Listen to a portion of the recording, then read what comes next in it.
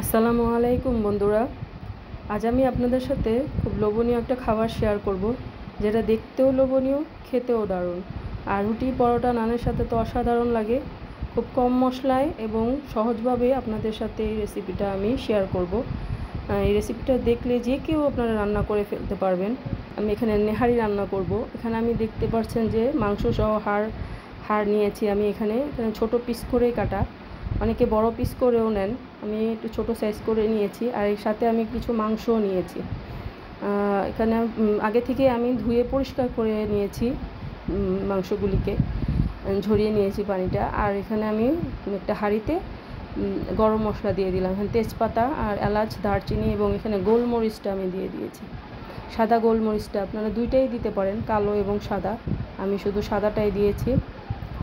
আর এখানে পেঁয়াজ কুচি আমি এখানে দিয়ে দিলাম পরিমাণ মতো, আপনারা পরিমাণটা বুঝে দিবেন। এখানে পরিমাণ মতো লবণ দিয়ে আমি এখন বাদামি করে নিব। আর সাথে আমি একটু কাঁচামরিচ দিয়ে দিলাম।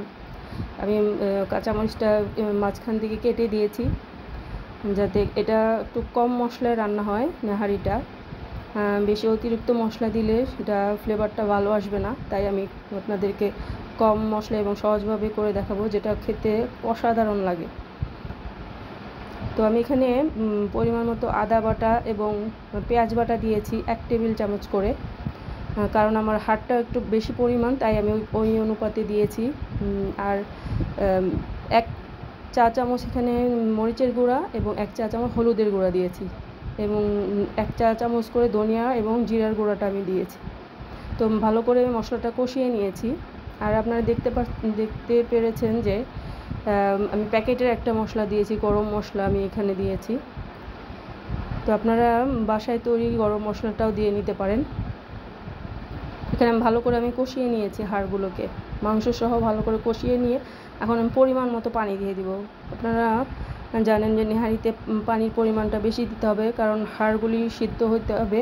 এই জন্য পানিটা বেশি পরিমাণ দিয়ে আমি এখন বসিয়ে রাখবো। এখানে আমি আস্ত কিছু গোলমরিচও দিয়ে দিলাম। এখানে এই নেহারির মধ্যে গোলমরিচের ফ্লেভারটা খুব ভালো আসে। আপনারা একবার রান্না করে দেখবেন, এভাবে খেতে অসম্ভব মজার হয়। আপনার পরিবার থেকে আপনার প্রশংসা আসবে। তো আমি এখানে পরিমাণ মতো পানি দিয়ে এখন বসিয়ে রাখবো। আর একটা বলক তুলে নিব। বলক আসলে পরে আমি কমিয়ে বসিয়ে আমি 12 ঘন্টা এখানে আমি রান্না করেছি। সারাদিন আমি কম জাল দিয়ে বসিয়ে রেখেছিলাম। আর আমার রান্নাটা কিন্তু হয়ে গিয়েছে, আপনারা দেখেই বুঝতে পারবেন। পরে আমি কিন্তু একটু গরম মশলা আবার দিয়ে দিলাম। তো হাড়টা একদম সিদ্ধ হয়ে ছেড়ে আসছে, আপনারা দেখেই বুঝতে পারবেন যে কতটুকু লোভনীয় হয়েছে এবং অনেক ঘন হয়েছে। এই নেহারি ঘন করার জন্য অনেকেই কর্নফ্লাওয়ার ইউজ করেন, কিন্তু এটাতে কর্নফ্লাওয়ার ইউজ করার কোনো প্রয়োজন নেই, এমনিতেই ঘন হয়ে আসবে। হাড় একদম ছেড়ে সিদ্ধ হয়ে খুলে এসেছে, আপনারা দেখেই বুঝতে পেরেছেন। এখানে আমি পরিমাণ মতো কাঁচামরিচ এবং ধনিয়া পাতা দিয়ে দিলাম। আর মাশাআল্লাহ দেখতে বুঝতে পারছেন যে কতটা লোভনীয় হয়েছে। খেতেও দারুণ হয়েছিল, এবং সাদা রুটি এবং নানের সাথে তো অসম্ভব মজার হয়, পরোটার সাথে। তো গরম গরম এভাবে আপনারা সার্ভ করবেন, পরিবারকে খেতে দিবেন, তো আপনার খুব প্রশংসাই হবে। তো আমার এই রেসিপিটা যদি ভালো লেগে থাকে, আমাকে একটু লাইক, ফলো করে আমার পাশে থাকবেন, এবং আমার ইউটিউব থেকে যারা দেখে থাকবেন তারা একটু সাবস্ক্রাইব করে সাথে থাকবেন। তো আজকে এই পর্যন্তই। আসসালামু আলাইকুম।